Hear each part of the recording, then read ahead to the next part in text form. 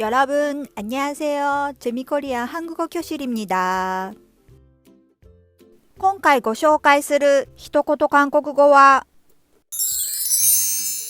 お昼食べて3時頃に来ますです。韓国語では、점심 먹고 3시쯤에 올게요と言います。お昼、昼食、점심、食べる、먹다、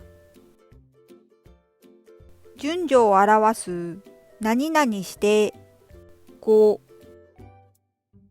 3時、生死、頃、쯤、何時に、来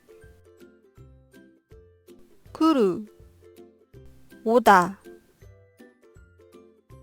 未来の事柄について約束するとき、何々します。릴게요となります。では皆さん、3回続けて言ってみましょう。점심 먹고 3시쯤에 올게요.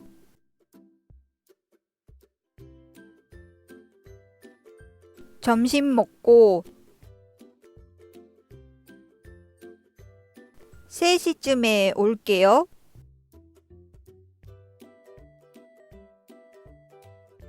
점심 먹고 3시쯤에 올게요.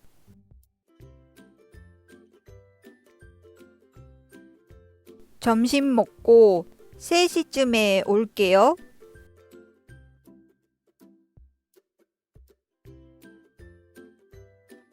점심 먹고 3시쯤에 올게요.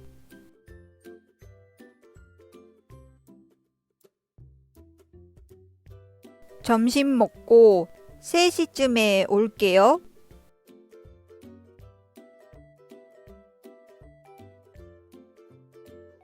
最後は皆さんが先に言ってみましょう。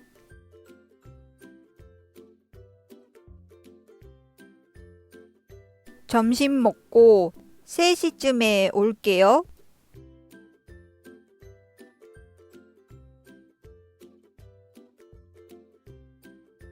もう一度。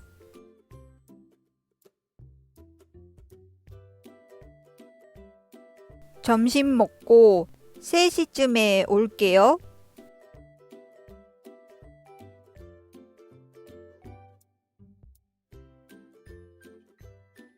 もう一度。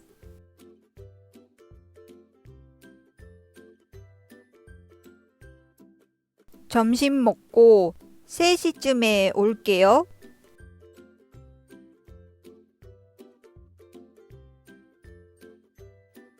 うまくできましたか？何も見ないで言えるようになるまでたくさん言う練習をしてくださいね。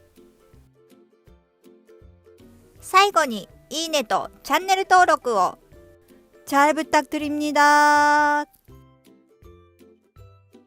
재미코리아韓国語教室でした。